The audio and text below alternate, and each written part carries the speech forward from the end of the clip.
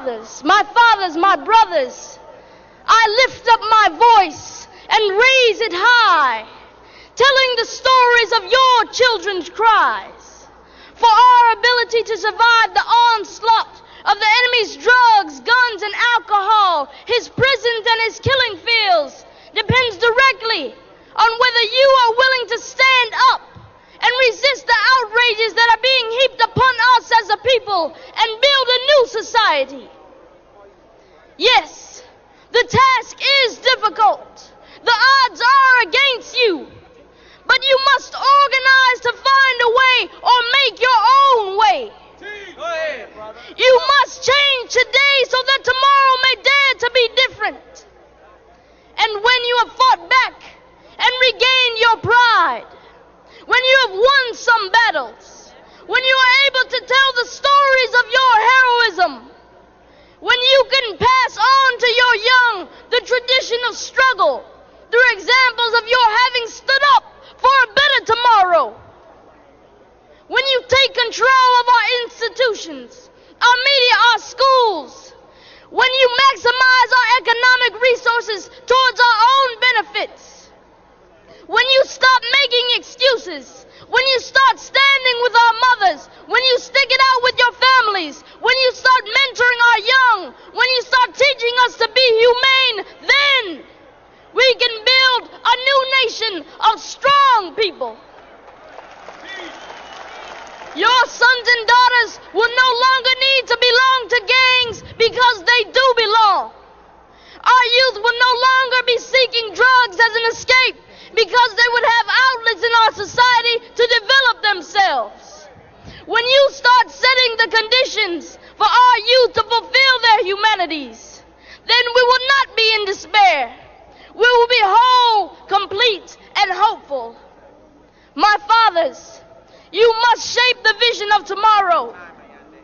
But in order for that vision to become a reality, you must rededicate yourself to a new beginning. Go back to your families. Go raise and teach your children. Go back and organize throughout this nation to bring about a better day for our people.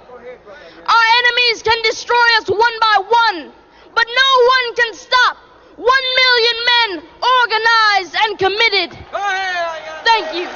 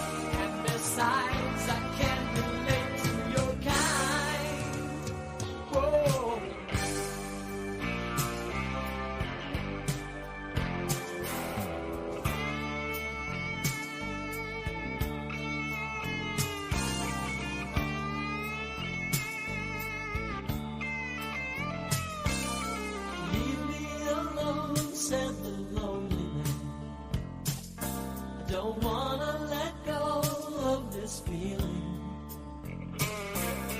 Leave me to roam, said the wanderer. There's too many cracks in my ceiling.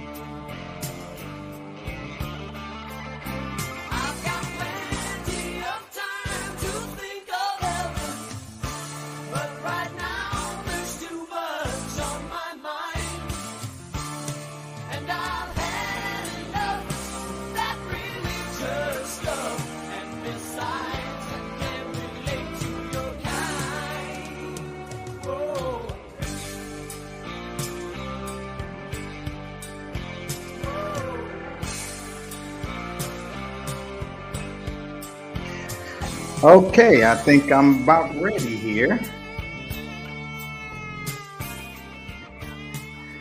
I think I got all my flux capacitors fluxing on this Tuesday evening. Let me see. Yep, everything's going here. Let me turn down one of the volumes and turn up another one.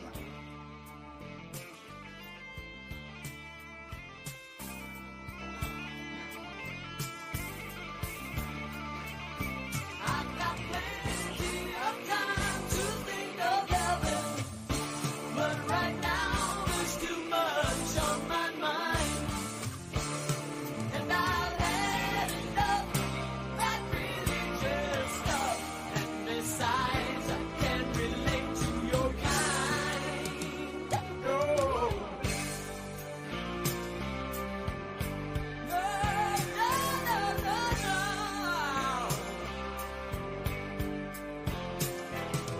Give me more darkness and the blindness. Give me more folly, said the fool. Give me stone silence, said the deaf man. Okay, let's do this now. I'm ready. I'm ready, Sonia. I'm ready. I'm ready.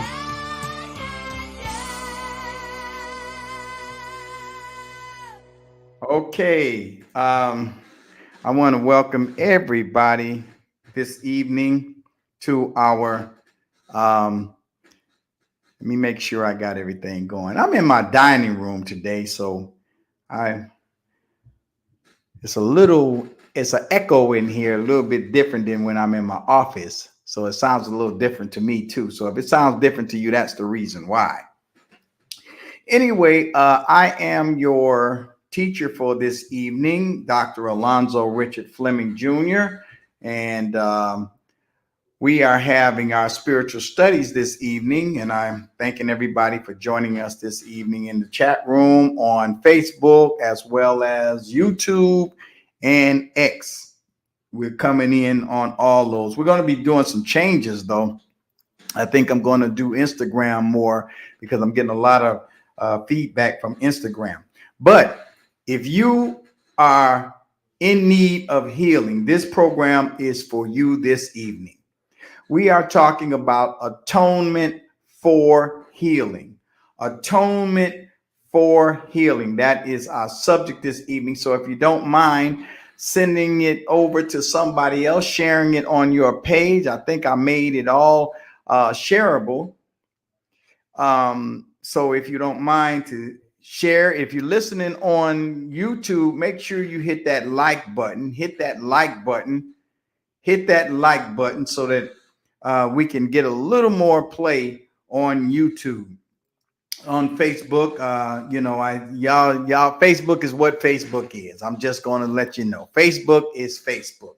Y'all show up on Facebook sometimes and sometimes you don't. So, but YouTube, hit that like button if you're listening on YouTube so that people will, we can get a little more audience coming from YouTube. We're talking today, this evening, about atonement for healing. But before I get into that, I want to encourage you to go see this movie called The Book of Clarence. The Book of Clarence. You got to go see this movie, The Book of Clarence. Now, I've seen all the movies that were written about Jesus, all the movies that has been about Jesus and what Jesus was like. And I believe, just on my analysis and my viewing all these books that are movies, I should say, that this movie by far, brothers and sisters, depicts Jesus like he really was. It depicts Jesus like he really was, and how he came to surrendering his entire will to the will of God. This movie really does depict Jesus how he was and how he came to surrender his will to the will of God. And I wanted to ask a question that put it in the back of your mind as you're watching this movie to the brothers. Brother, what if Jesus was exactly like how you and I as men are depicted in this society? What if Jesus is like that? What if he really was like how we're depicted in this society and he came to understand something? That's why I want you to go see this movie, because I think you're going to be surprised. The soundtrack is just simply amazing, and it's just so well done. And I know they talking about his blaspheme, but as we go on through this lesson this evening, you're going to see that that's not the case. The movie is not blasphemous at all. It literally depicts Jesus how he really was. But see, the ego, or the devil as we call it, has flipped everything on its head. So the things you think are so good and holy and righteous are really not. And the things you think are righteous, sinful, or whatever, really are. And this is what Jesus discovered. And this movie, like I say, it really does it. It really depicts Jesus like he really was. But like I say, the ego or the devil has flipped everything on its head, and everything is really upside down. So let's get into our subject this evening. Our subject is atonement for healing. Atonement for healing. Now, first of all, let me tell you, if you look at this word atonement, you see the word at, you see the word one, and you see the word men, and then you see a T on it. So atonement means literally at one men. And then when you put the T on there, it's goes into purpose, like meant. I meant to do this and I meant to do that. It goes into purpose. So kind of get this idea in your head about atonement and what it actually means. Atonement is a realization of the oneness with God, a realization of your oneness with God. And that's what Jesus had to come to terms with.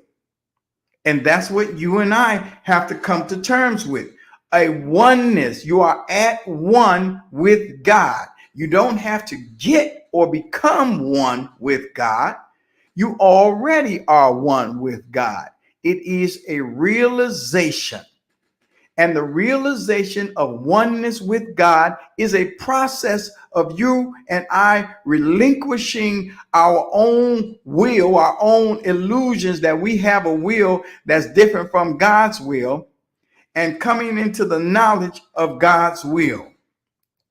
So let's get started. I promise you I'm not going to keep you long. My boys told me, they say, Daddy, you give them too much. This is not a college class, and you teaching them like it's a college class. So I'm going to kind of break it down, keep it simple as much as possible. So atonement, or being at one with God, is a realization.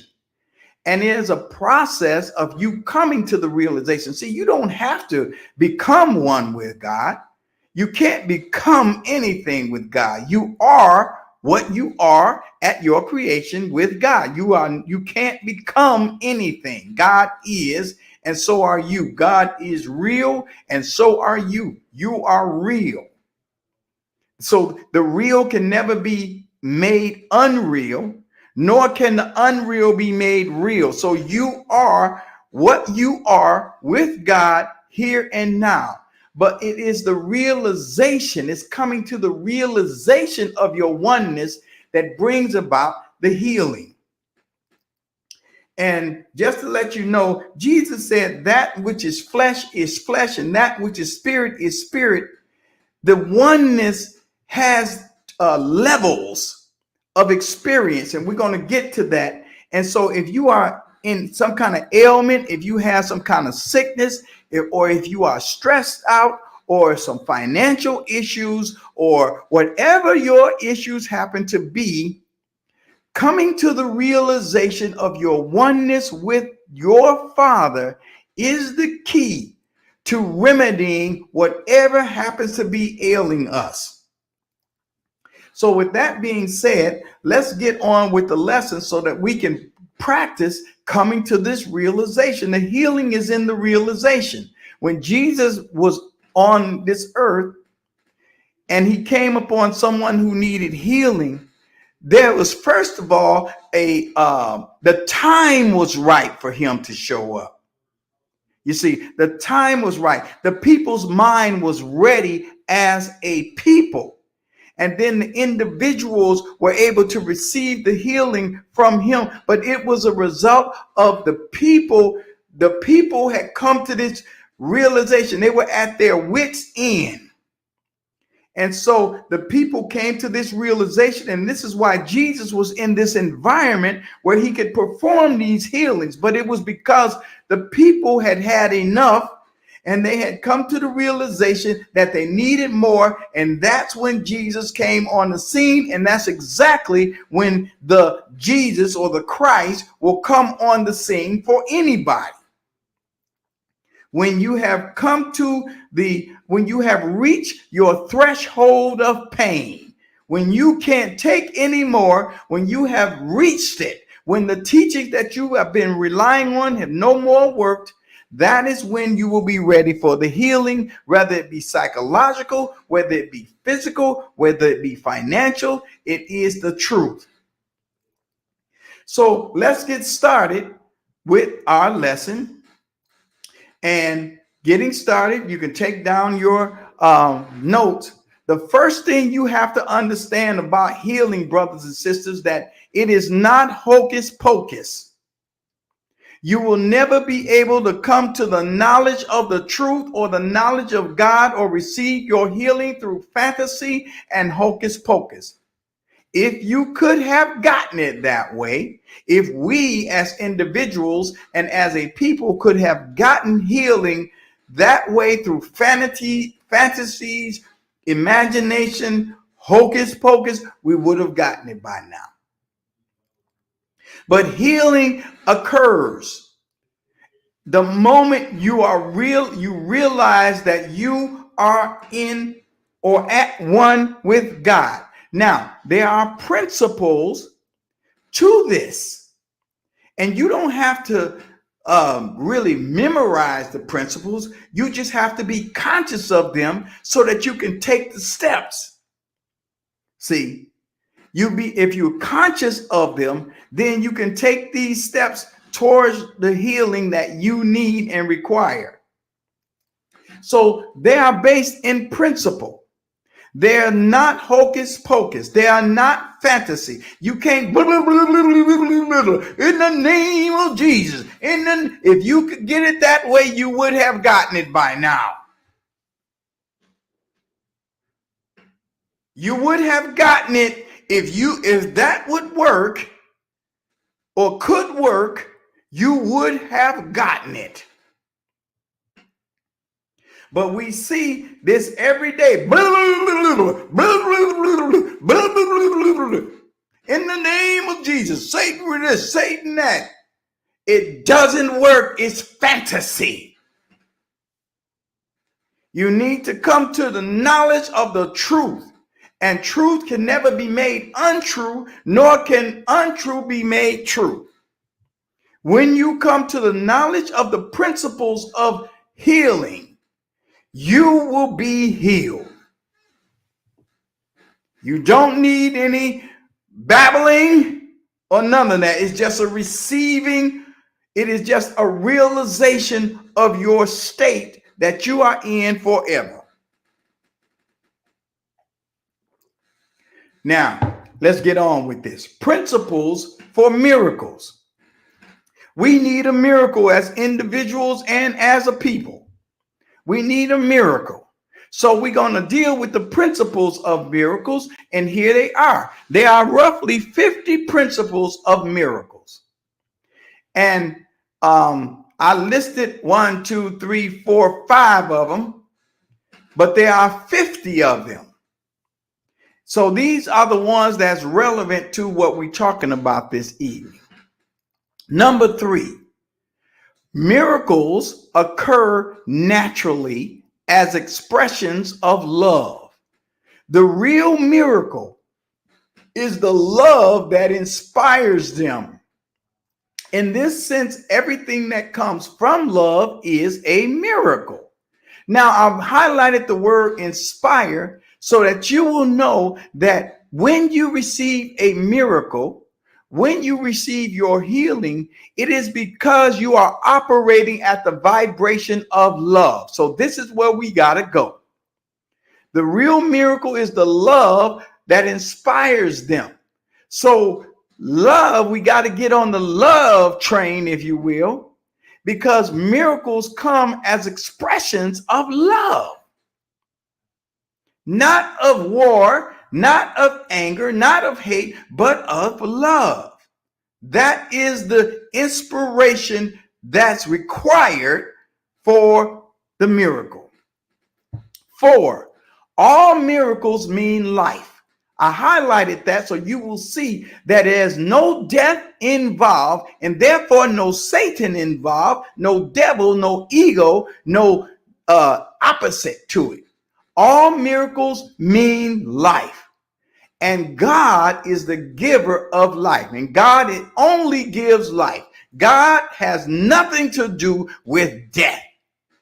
You will never hear God speaking to you or threatening you with death if you do or if you don't. This is hard for us to deal with because we're so accustomed to hearing this. God, he got a side of him, he'll go upside your head. No, all miracles mean life, and God is the giver of life. He only deals with life. Jesus said, the God that I'm dealing with is the God of life, of the living, not of the dead. He has nothing to do with death. He don't speak death because there is no death in him. And that's why I'm telling you, everything has been turned upside down, and now we're going to turn it right side up. God's voice, we're still on number 4, will direct you very specifically. You will be told all you need to know. Now, I'm going to tell you this because I know you already know it. You know the voice of God in you. You know it. That voice that suggests. That's how the voice of God comes to me. It's in the voice of my Father, but it's a suggestion. It is not a command. It is not a convincing. It is a simple suggestion. So we have to listen for the voice of God in us. It is that simple, still, small voice that suggests, and you will get used to it the more you listen for it. But it says that his voice will direct you very specifically. We're talking about principles of miracles. You will be told all you need to know. Let me go in the chat room here. I want to welcome everybody. Principle number 7. Miracles are everyone's right. Do you hear this? Miracles are everyone's right.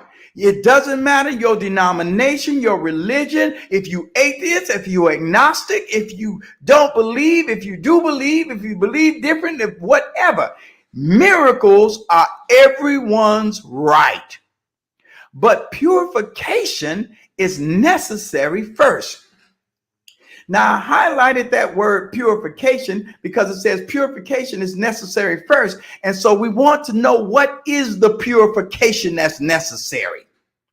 See, because I know what we've been taught. You think about don't do this, if I don't do that, if I do this and if I do that, I'm purified. Purification is necessary, but we're going to discover what purification is, what it actually means. So we go to number 8. So you put a pin in that purification part. Miracles are healing because they supply a lack. See, right now, our minds, because the way we've been taught in terms of lack. We think we got to beg God for something. We think we got to get and supplicate and pray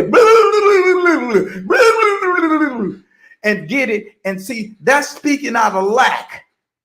And I said in the beginning, for those of you who just showed up, miracles and healing is a realization. It is not you're getting something in the sense that you didn't have it, but you're getting it. So it says miracles supply a lack. You lack the realization, and the miracle brings the realization. That is the lack that the miracle supplies. They are performed by those who temporarily, notice, Jesus temporarily have more for those who temporarily have less. This is all a matter of realization. It's not a matter of having in the sense that Jesus got it and you don't. It's having in the sense that Jesus realized and you don't. That is the temporary thing that's being discussed here. So number 12, like those of you who just got here, there are 50 principles of miracles, and I picked out the 5 that's most relevant to what we're talking about today. That's why I'm skipping around. Number 12, miracles are thoughts. Now I'm going to do y'all like they do in church. Everybody say after me, miracles are thoughts. I don't hear y'all. Miracles are thoughts. Thoughts can represent the lower. There is a lower thought, and thoughts can represent the lower or bodily level of experience. So you notice here, it's talking about an experience and a thought, and this thought is at the bodily level, but it's talking about experience or the higher level or the higher or spiritual level, again, of experience. We're dealing with number 12. One makes the physical, okay? The lower or bodily level makes the physical. You got to get this. You got to understand this. The bodily level, the lower level, makes the physical. In other words, the condition of the physical is the result of a condition of a bodily thought. You see, so the bodily thought is what we're dealing with if we're talking about bodily healing. You got to get on this level in order to understand what's going on. So the bodily level deals with bodily phenomena. So Jesus said it like this in the Bible, that the words that I speak are spirit and they are life. He says that which is flesh, and that which is spirit. Marvel not, he was talking to Nicodemus, he was talking to one of the preachers, marvel not, you must be born again. He never told the common man to be born again. He told the preachers to be born again. Now, my sons be like telling me, Daddy, why you always beating up on the preachers? Why you always trolling them? Well, Jesus was the best troll I ever seen, because Jesus was raking them across the coals. That's why I'm telling y'all to read Matthew, Mark, Luke, and John so that you can see where all this madness is really coming from. That's developing our conditions. But he says, the thoughts. Now remember, number 12. I want you to realize what miracles are. Miracles are not hocus pocus. Miracles are not tricks and sleight of hand. Miracles, says principle number 12, are thoughts. So that's what we want to get. We want to drill down to how we are thinking. Thoughts can represent the lower or bodily level of experience. Now, do you have an illness that you want to be addressed? Well, then you have to get a thought that represent the lower or bodily level to get the experience that you want. If you want healing in your body, you have to find the thought, the miraculous thought that will bring about the physical making that you want. And if you need a spiritual situation, one makes the physical and the other creates the spiritual. You need, if you're dealing with some situations on the spiritual level, you got to find the spiritual thought that address that situation. You see. So now let's continue with this, because I promised my boys I'm not going to wear you out tonight. So I'm going to blow right on through it. I hope you got your pads and your iPad and your pen out. Now, let's look at Matthew chapter 5. This is Jesus on the Sermon on the Mount, and he's talking to the pimps, the hoes, the prostitutes, the drunkards, the murderers. Those are the people that he's talking to in this situation. So it says he opened his mouth and taught them. Now you can read the whole chapter, but I'm skipping through here because I didn't want to have to read all of it in order to waste a lot of time. So you can go back and read Matthew chapter 5, and you will see that the context is the same that I'm about to share with you. And he opened his mouth and taught them. So now we said that miracles are thoughts. And we say that Jesus is the one that brought the message. So here it says he opened his mouth and taught them. So we have to discover what the messenger brought, what the messenger taught, before we can get the thoughts that we are after in order to receive the miracles that we want. The miracle of family unity, the miracle of removing our family curses, the bad habits, whatever happens to be, your sons or daughters or children, they may be suffering with an ailment or a habit. We got to get some thoughts in here, and these thoughts have to be based on the teachings of Jesus. So I'm asking you the question based on number 2 verse. What did Jesus teach?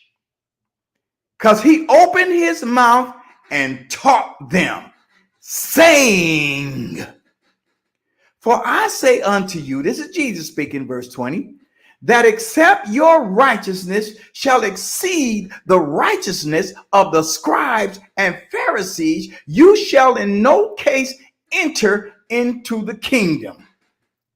So the first thing Jesus taught was the standard of righteousness. Remember I said earlier when I read the principles of miracles that you have to have purification first? So the purification that has to come, because everybody is entitled to miracles. Everyone is entitled to hearing. God is not a healing. God is not a respect of person. So, but it spoke to purification has to be done first. So the purification is right here. For I say to you that except your righteousness shall exceed the righteousness of the scribes and Pharisees, you shall in no case enter into the kingdom of heaven. So Jesus is talking about here the standard of righteousness. What is the standard of righteousness? Well, the scribes and the Pharisees gave you a standard. The preachers give you a standard. They tell you what righteousness is. The scribes and the Pharisees were 2 of the sects in Jesus' day.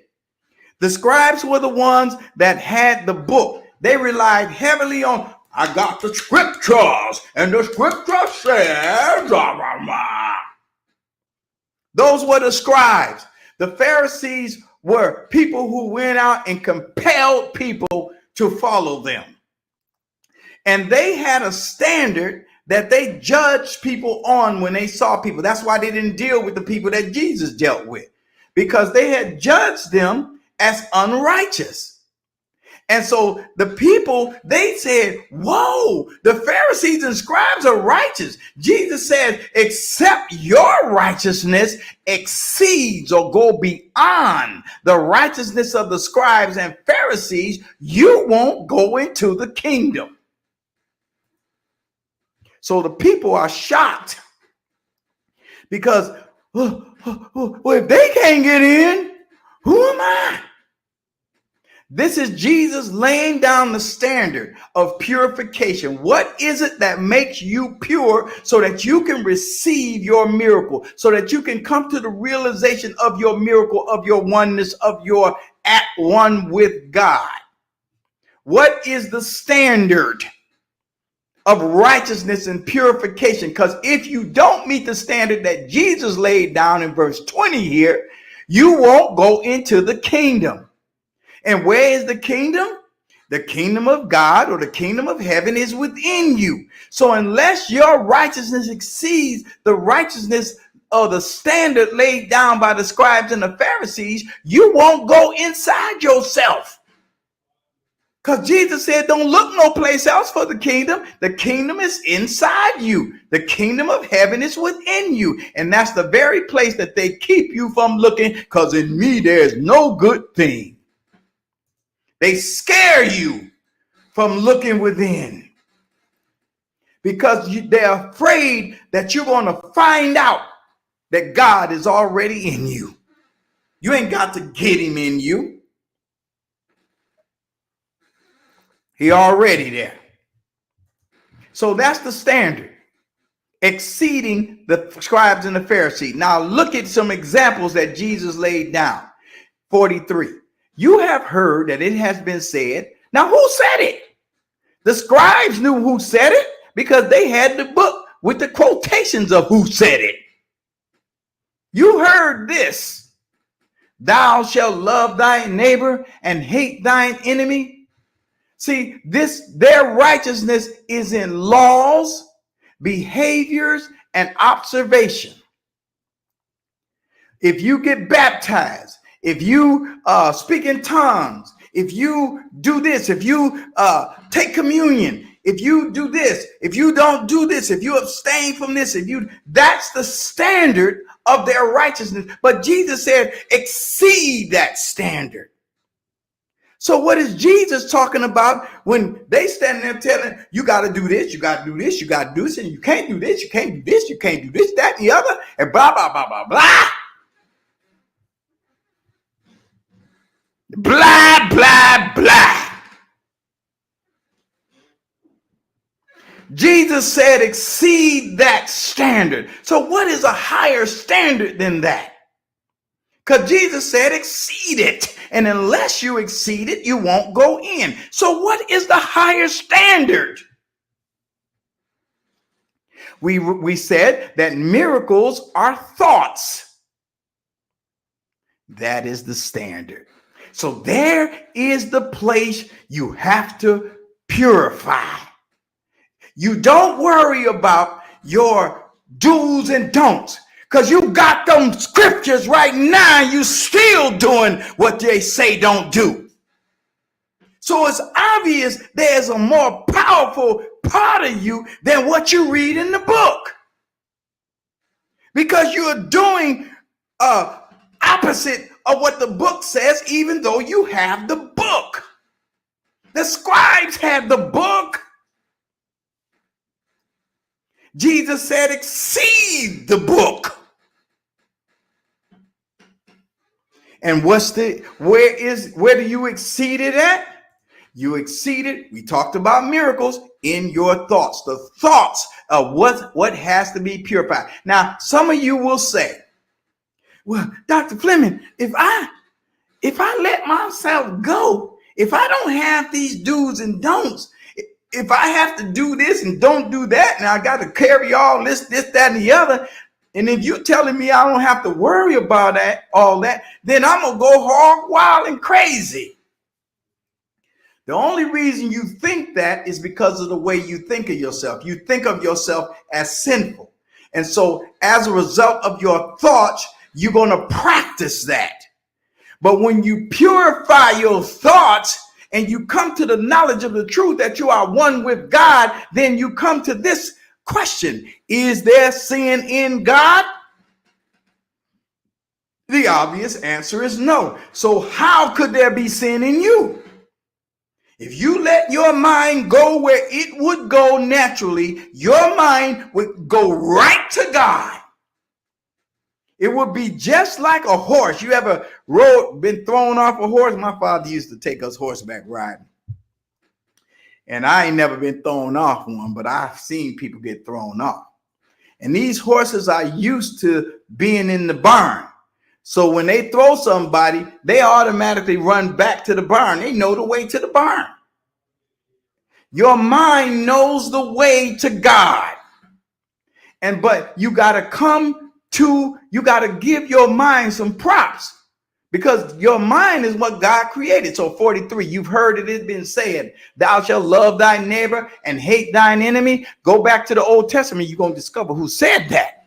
Told you to love and hate. Something wrong with that picture, ain't it? This is what their righteousness was based on: laws. This is my notes in there. Their righteousness is laws, behaviors, and observations. That's the righteousness of the preachers of our day, and that's the righteousness of the preachers of Jesus' day. They's looking around at you. You remember the woman who was caught in adultery? They was out in the street looking for her. Jesus in the church teaching. The people, the dope dealers, the drunkards, the murderers, all sitting in the church, and the preachers are out there looking for somebody to kill. But the people was in the church listening to Jesus. Hey, Angela, thank you for coming. So this righteousness that Jesus laid down is way higher than these observations. He said that the kingdom of God does not come with observations. He said it plainly. So observations are: I don't do this, I do that. I get this, I don't get that. I do this, that, and the other. I wear my skirt. I don't wear toe-out shoes. I don't wear pants. I don't do this. I don't go to the bars. I don't go to the brothels. I don't go to the clubs. I don't dance. I do this, that, and the other. I don't drink at all. I am holy. I live a holy life. That's their righteousness. And Jesus said, if you don't exceed their righteousness, you won't go inside where the kingdom of heaven is, and the thoughts that need to be dealt with reside. Verse 44, but I say unto you, love your enemies, bless them that curse you, do good to them that hate you, and pray for them which despitefully use you and persecute you. That's a difficult thing for us to hear, because he's not talking at the bodily level here. But we're going to get to that. Why is he telling you that? Look at verse 45. That you may be the children of your Father. In other words, you're going to act like your Father. See, he's telling you something about your Father, and he's telling you that this is the thing, the way your Father conducts himself. And that is there's a secret in this. And I know you think that you will lose something if you do what he's saying, but if you think about it on the fleshly level, you will lose, obviously. So let's continue so we can illuminate this. He says, do all these things in verse 44, that you may be or come to the realization of your Father, which is in heaven. See, you won't go in there if you don't exceed the righteousness of the Pharisees, because that's where your Father is, in heaven. And here's why this is the characteristic of your Father. He makes his sun to shine or to rise on the evil and on the good, and sends rain on the just and the unjust. So that is the nature and characteristic of your Father. So he's saying, do this, because this is how your Father is. But because we have been taught to walk in the flesh, we don't know what that means when he says forgive and bless. But we're going to find out tonight. Now, let me tell you an experience I had. I had not, this is way back in the early 2000s. Amazing that we 1/4 through the century right now. We 25% of the way through the century right now. I had not paid tickets. I don't like paying tickets, and my brother would tell you. I was a hardhead when it came to paying tickets. I got this moving violation, and I didn't worry about it. I didn't bother about it. The judge gave me a couple chances. I came there. I said, I'll pay it here. When I walked out the door, that's the last time they saw me. They saw the back of my head. I got caught by the police. They took me to jail because I had a warrant out for my arrest for parking tickets. And I go before the judge, and the judge says, "Oh, Mr. Fleming." He say, "I see you back here." He said, "What about this ticket?" I say, "Well, Judge, I get paid on Friday, and I'm gonna pay this ticket when I get paid on Friday." He said, "Now I'm already in jail. I'm in my little jail uniform, the jumpsuits that they give you." He said, "Mr. Fleming, I'm gonna do you a favor. I'm gonna give you 15 days in jail, and when you get out of jail, you won't have to pay this ticket." So I had to do 15 days in jail. Now, this was in California. And in this particular jail, it was a minimum thing there. You know, we can escape if we wanted to, because you had there was a dorm that you slept in and a cafeteria that you walked to. One particular day, we were coming back from the cafeteria. This dorm was dark and dingy. And, you know, it was just a blessing to get out of it for even a few minutes. But one particular day, we were coming back from eating, and they had to go through some changes to unlock the door. So we standing in line, and nobody was in a hurry to get back in there. The sun is shining on all of us. The prisoners were in a line, and the guards were in a little group standing off to the side. And I'm standing there in the line, and I happen to notice the sun and the warmth of the sun, and we all enjoying it. And I look over at the guards, and they're enjoying the same sun. And this scripture came to my mind right here where Jesus is reading, that you may be the children of your Father which is in heaven, for he makes his sun to rise on the evil and on the good. Now, which one of us was evil and good? You couldn't tell the difference according to God, because the sun was shining on all of us. He made his sun to shine on everybody that was standing out there. So who was evil and who was good? You don't know. Yeah, one of them was dressed like they were okay, and the other one was dressed like they was evil. But according to God, you can't tell the difference. And he sends his rain on the just and on the unjust. So this is what happens when you do what Jesus did. He's talking about your thoughts. Love. Remember, we read in the first part of the principles of miracles that the miracle is the love that inspires the miracle. So at the base of the miracle is love. Now, then he concludes with, be you therefore perfect, even as your Father which is in heaven is perfect. That's what Jesus is saying. He's not talking to the preachers. He's talking, like I said, and it's important that you understand this. He's talking to the pimps, the hoes, the hustlers, the drug dealers, the whatever.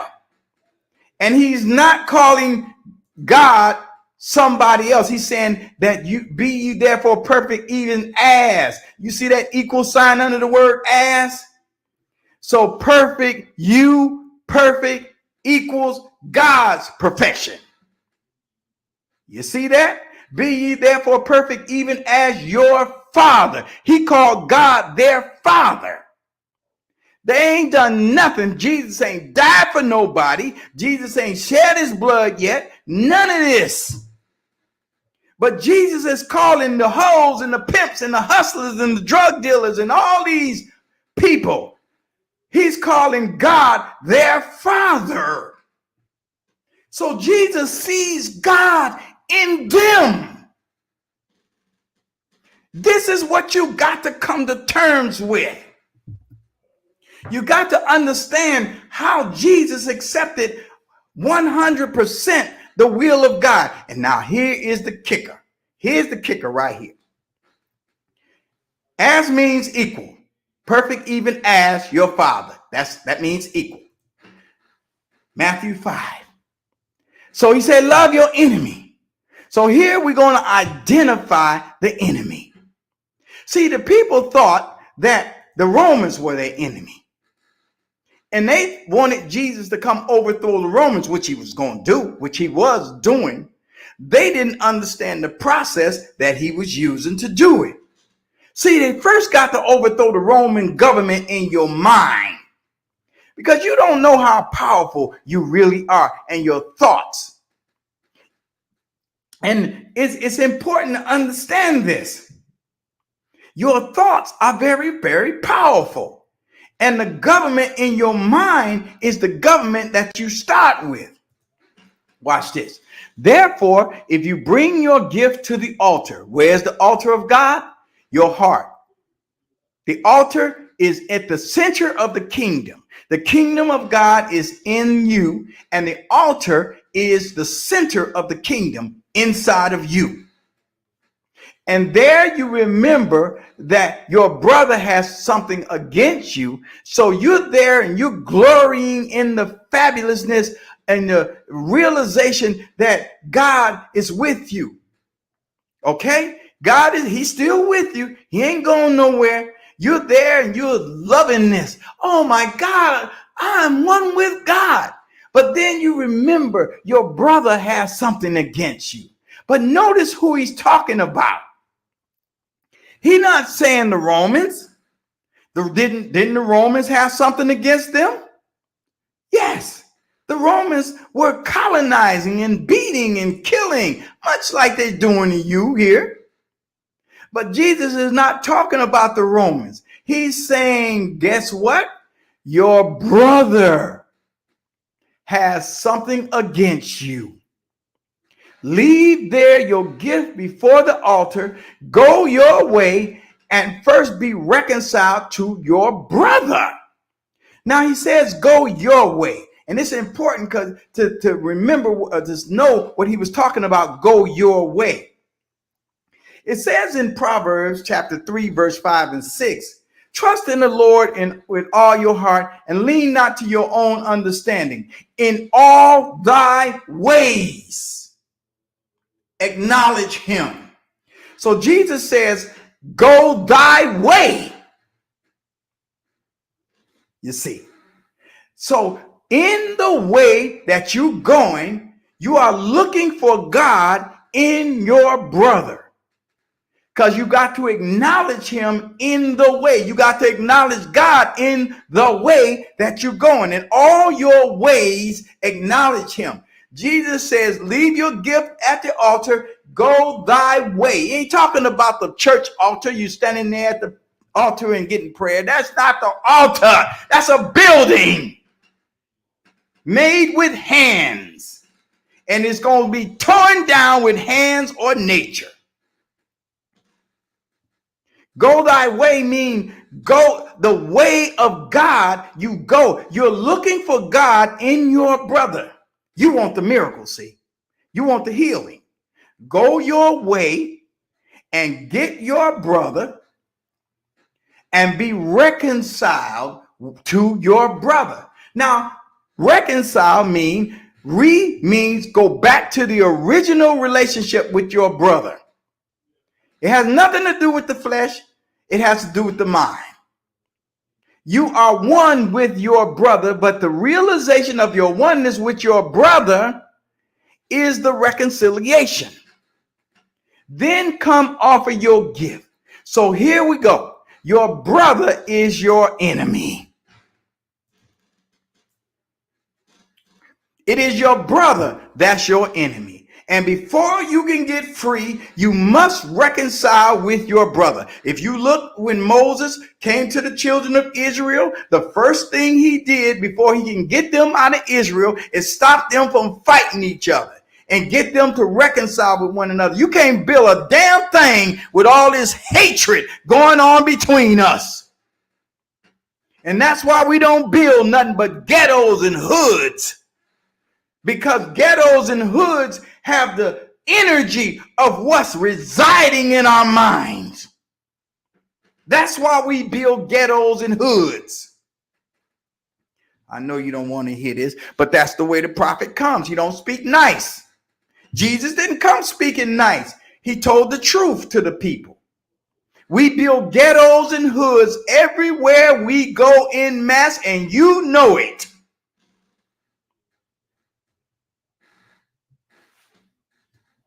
Everybody knows it, including us.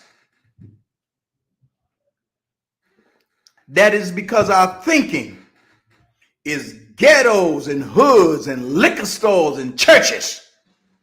That's the reason. Liquor stores, dope houses, churches. Your brother is your enemy. Find your brother. Your brother is somebody who is in close proximity to you, somebody you got a relationship with, but may be breached. We got to clear the breach. We got to clean it up. This is the purification so that we can invite the healing in among us. I don't care what these preachers say. That's why they can't heal. When COVID was here, them Negroes was just as quiet as everybody else. They was hiding in their houses just like everybody else. Were they not? Were they not hiding? And the only one came out was Kenneth Copeland because he thought that hocus pocus works. COVID-19, I blow you away. COVID-19 lasted 2 years. And 1 million died. Why weren't they able to bring that healing stuff that they talk about during COVID? Why? Not reconcile with your brother. That's why. And the energy of sin, sickness, and death permeates the environment. And so to get rid of it, we have to release holding our brother in prison. We got to release him from prison. Let's continue. Your brother is your enemy. So now, going back to the standards of righteousness. So Jesus said that you got to deal with your thoughts. Course in Miracles says that you got to deal with your thoughts. Miracles are thoughts. If you need a miracle on the physical level, you need a physical thought. Because that which is flesh is flesh. Thoughts can represent the lower or bodily level of experience and a higher or spiritual level of experience. One thought makes the physical, that's the lower one, and the other creates the spiritual. That's the higher one.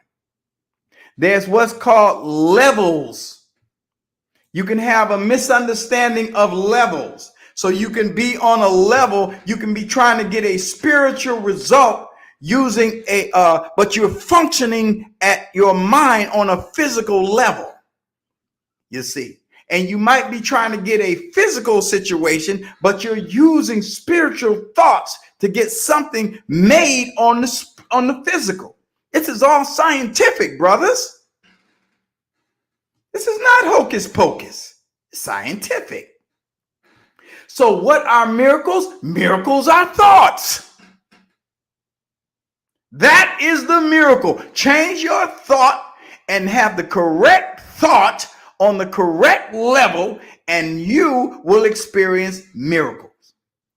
But we as a people got to come to the knowledge of that, as we got to get a consensus to create the environment of miracles so that we can experience it. Jesus would not have been able to do that had the rest of the population had a consensus of miracle mindedness. You have to have that environment, generally speaking, there will be still some doubters. There will be some who can't. It doesn't matter. You have a consensus. And then the Christ can operate in that. Now, because, okay, and just for your knowledge, there was a situation in the Bible where he could not do any miracles because there was no faith there. There was no consensus, he's saying. The people were not well enough groomed to be able to experience the miracles. So miracles are thoughts. What is the miraculous thought? So we say miracles are thoughts. Now we got to find out what the miraculous thoughts are. A miracle is a correction. The thought of miracle is a correction. Here it is. What do you want? Bodily, spiritually, financially, whatever it is. A miracle is a correction. It does not create nor really change at all. It merely looks on devastation and reminds the mind that what it sees is false. The miracle is the correction. It corrects our thinking. It reorients our thinking, you see. And it does not change anything because you already have what it is. It's just that your thinking has been oriented in such a way that you can't see it. Like you can't see because of light what's on my right side or on my left side. I can see it. And I can't see what's on your right side or your left side. So the miracle orients your thinking. It adjusts your thinking. And it reminds your mind that what it sees is false. The poverty is false. The sickness is false. The lack is false. The miracle, when you reorient the thinking, when you attach yourself to miraculous thoughts, it reorients the mind and reminds the mind that what it sees is false. It merely looks on devastation. Are we not devastated as individuals and as a people? Come on, tell the truth. Are we not devastated? We know it. We know it. We pretending. We flip and flop in the church. We flip and flop and we hold up our degrees and we all doctor this and this, that, and the other. But we know it. We know we devastated with our degrees, with our churches, with our bishophoods, with our district elderhoods, with our whatever Sunday school teacherhoods. We know it. We devastated as a people. We're devastated as a people because the same thought is permeating all our minds. And so the miracle looks on this devastation down there at the bottom. See, it does a correction. It looks on the devastation and reminds the mind that what it sees is false. It undoes error. It undoes erroneous thinking, but does not attempt to go beyond perception nor exceed the function of forgiveness. Thus, the miracle stays within time's limit. What that simply means is that the God, he's dealing with your thinking, folks. He's dealing with your thinking. And it's hard because we have gotten these habits. We have listened to the Pharisees. We have listened to the scribes. We have followed their ways. We have done what they said we ought to do. And we are in devastation. And our children are hurting.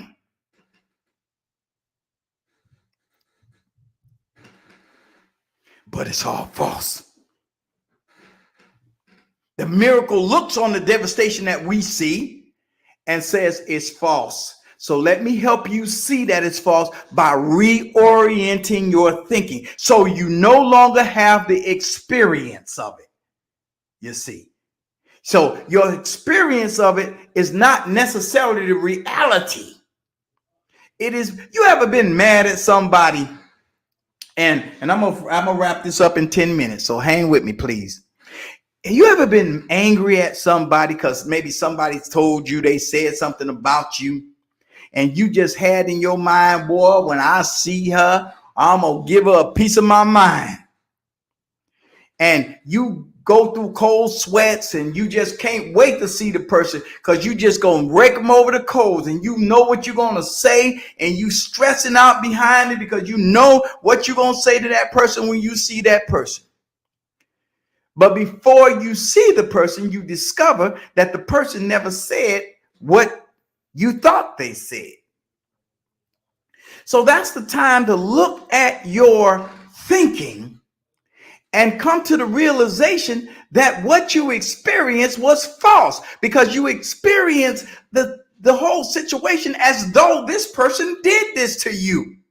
You were stressing, you were angry, you were sweating, you wanted to put your foot there. You were all messed up. While you thought that this person did this to you, you experienced it as though it was real. But when you found out that the person never did it to you, you had to come to terms with the fact that you made it all up. So the miracle, down there where it says, what is miraculous thought? The miracle looks on devastation. That's what a devastation situation is. You're devastated by it, and reminds you that it's false. It reminds you while you're in the devastated situation. So the voice of God comes to you and says, there's another way you can look at this. And if you can hear it, it's the reminder. There's another way. God don't come and say they didn't do that to you, because you ain't going to hear that. But he says there's another way that you can look at this.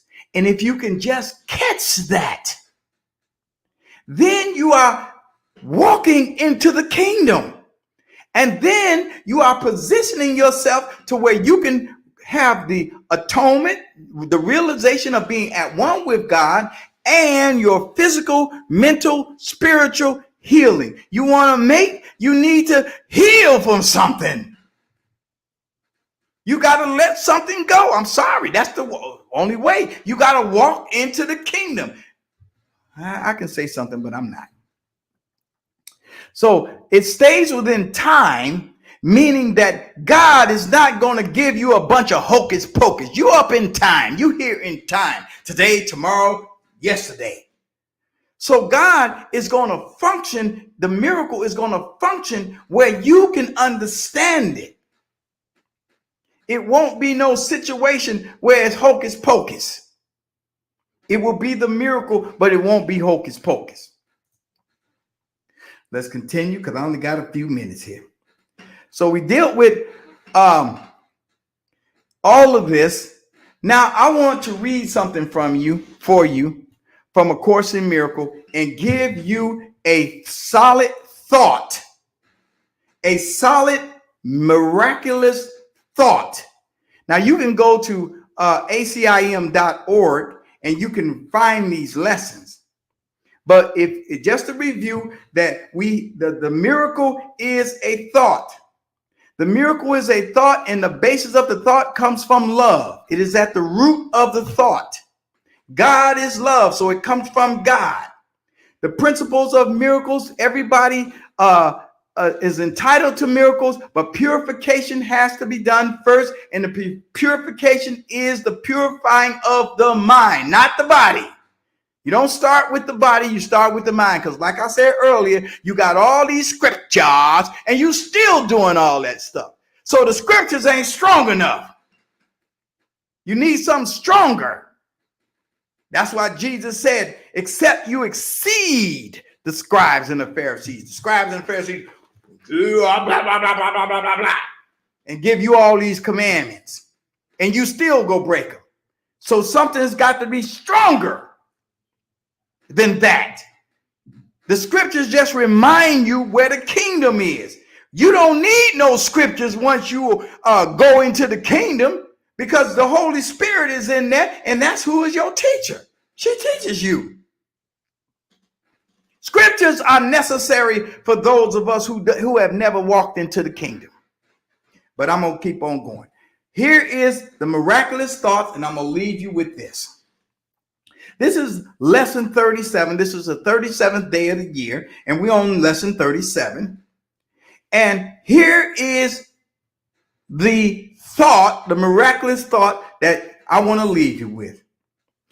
This idea contains, let me get it here.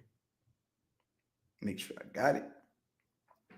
This idea contains the first glimmerings of your true function in the world, or why you are here. Your purpose is to see the world through your own holiness. Be ye holy even as your Father which is in heaven is holy. So you have to begin to see yourself through your holiness. This is what Jesus did. This is what Peter did when he said, who do men say that I am? And Peter said, you are the Christ, the Son of the living God. Jesus said, flesh and blood didn't give you this. My Father who is in heaven, he's the one gave this to you. And Peter had to see himself as holy. And that's the only reason he was able to see Christ in Jesus. If he had not gone to heaven and been taught his own holiness, he would not have been able to identify Jesus. So the Course in Miracles says your purpose is to see the world through your own holiness. Is God sick? Is God in lack? God is holy. See the world as the son that you are. Thus are you and the world blessed together. No one loses. Nothing is taken from anyone. Everyone gains through your holy vision. It signifies the end of sacrifice because it offers everyone his full due, and he is entitled to everything because it is his birthright as a son of God. There is no other way in which the idea of sacrifice can be removed from the world's thinking. Any other way of seeing will inevitably demand payment of someone or something. As a result, and the perceiver will lose. You are the perceiver. So the point is, your holiness blesses the world. But you have to come to terms with the fact that you are holy as God is holy. Because he is your creator. You didn't create yourself. I know they tell you you did. I know they tell you that you have heard that they have said, you are born in sin and shapen in iniquity. But I'm telling you, you are the image and the likeness of God, and that you cannot sin because God's seed is in you and you cannot sin. I'm Dr. Fleming, and I am out of here for today.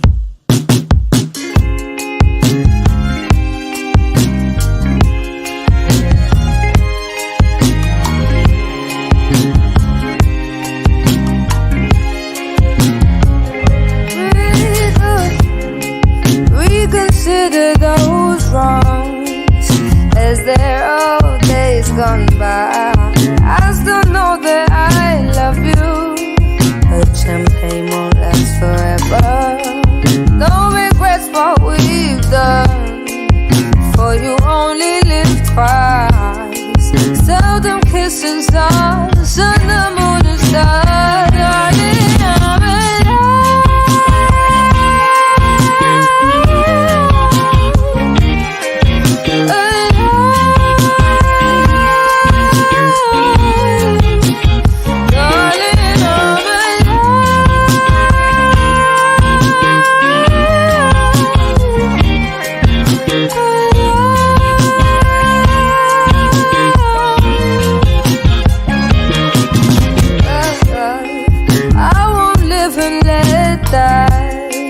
Single memory laying here. Soldiers, sailors, spies love me in spite of stormy weather.